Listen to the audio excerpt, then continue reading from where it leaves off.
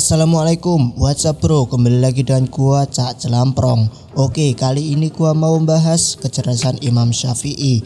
Apa iya Imam Syafi'i lebih cerdas daripada Albert Einstein? Seperti yang dikatakan Dr. Zaidul Akbar dalam unggahan akun Instagramnya yang telah dilansir oleh Muslim Obsession. Langsung aja pantengin videonya, jangan lupa siapkan cemilan, kopi, and headset biar lebih enjoy. Let's go.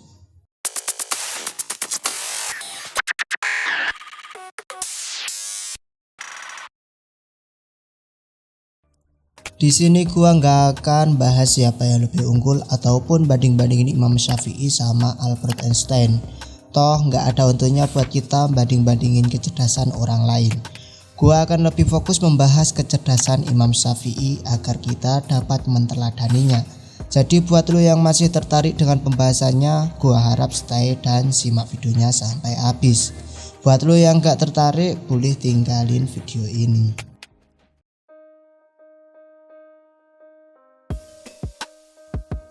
Sebelum ke inti pembahasannya, gua kenalin sedikit siapa itu Imam Syafi'i. Menurut Wikipedia, Abu Abdullah Muhammad bin Idris Asy-Syafi'i Al-Muttalibi Al-Qurashi atau singkatnya Imam Syafi'i lahir di Askelon, Gaza, Palestina pada tahun 150 Hijriah atau 767 Masehi. Meninggal di Fustat, Mesir pada tahun 200 Hijriah atau 820 Masehi. Ia adalah seorang mufti besar Sunni Islam dan juga pendiri mazhab Syafi'i. Imam Syafi'i juga tergolong kerabat dari Rasulullah.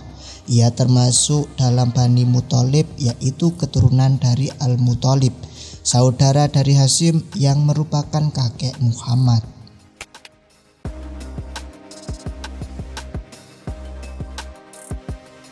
Imam Syafi'i pada masa kecilnya dikenal sebagai anak yang berprestasi, jika sekarang mungkin digambarkan sebagai bintang kelas. Sampai-sampai gurunya menyanjung kecerdasannya dalam memahami ilmu.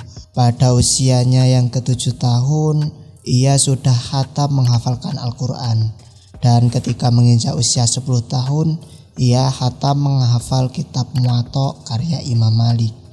Terlebih lagi, Imam Syafi'i berguru kepada ulama-ulama besar di masanya, di antaranya kepada Imam Darul Hijrah Malik bin Anas. Usahanya untuk bisa diterima oleh Imam Malik lumayan unik.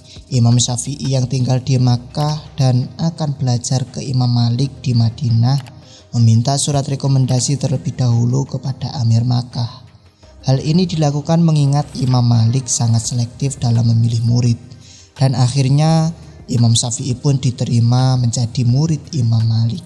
Ketika ia berusia 15 tahun, ia sudah diperkenankan untuk berfatwa oleh gurunya, yaitu Muslim bin Khalid Al-Zanji. Beliau berkata, "Berfatwalah wahai Abu Abdillah, karena sungguh demi Allah, kau telah layak untuk berfatwa." Lah kalau kita umur 15 tahun baru bisa pulang sekolah, nongkrong sama temen-temen, paling juga mabar main sana sini. Udah gitu udah sok-sokan cari perempuan buat dipacarin. Ini nih the real definisi beban ortu. Kira-kira lu termasuk nggak nih? Komen di bawah.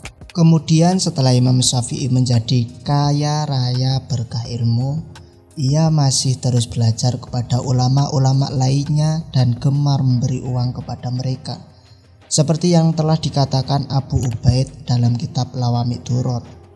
"Aku pernah melihat Syafi'i belajar kepada Muhammad bin Hasan dan ia memberikan kepadanya 50 dinar atau sekitar 195 juta. Yang sebelumnya ia juga telah memberikan 50 dirham dan ia berkata, jika engkau ingin ilmu, lazimilah memberi kepada guru." Selain itu, Imam Syafi'i tidak segan ngeluarin biaya besar untuk ilmu.